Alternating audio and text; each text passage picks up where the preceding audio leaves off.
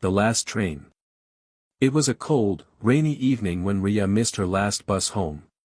The streets were nearly empty, and she had no choice but to take the late-night train from the old Hallowwood station, a station rumored to be cursed. Rhea had never believed in ghosts or haunted places. To her, such tales were only meant to scare children. But as she stepped into the dimly lit station, a shiver crawled down her spine. The air was unnaturally cold, and the station, though old, seemed untouched, like it was frozen in time. The ticket booth was abandoned. No staff. No announcements. Only the sound of flickering tube lights and the occasional creak echoing through the corridor. Despite the eerie silence, the schedule board flashed, Train 13, arriving at 12 a.m. It was 11:57 p.m. Chapter 2, The Girl in White. As Rhea waited on the bench, she noticed someone else on the opposite platform, a girl in a white dress with long black hair, facing the tracks. Her posture was stiff, unmoving. Rhea tried to call out, but her voice seemed swallowed by the silence.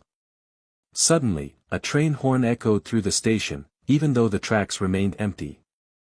Then, the train appeared, black, old, and covered in rust, as if it hadn't run in decades. Rhea stepped into the first compartment. It was eerily clean but smelled of decay. The doors slammed shut behind her, making her jump.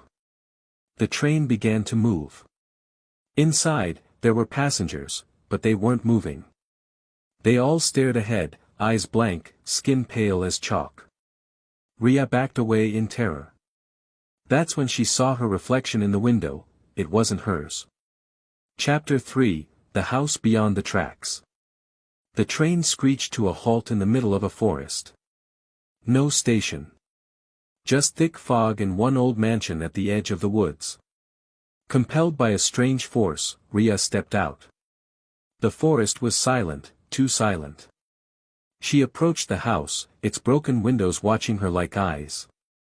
The front door creaked open on its own. Inside, the house was filled with portraits. Each one showed the same girl in white. As Rhea walked deeper, she heard whispers, soft, chilling whispers calling her name. In the living room, an old newspaper lay on the dusty table. The headline read, "Mysterious Train Disappearance, Young Woman Found Dead at Hallowwood Station, 1993. The picture below the headline made Rhea gasp. It was the girl in white. Chapter 4, Truth in the Mirror.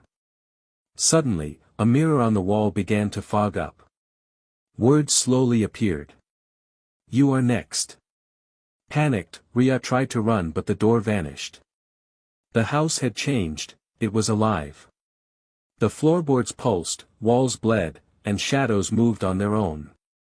The girl in white appeared behind Rhea in the mirror, whispering, "He tricked me. He'll trick you too."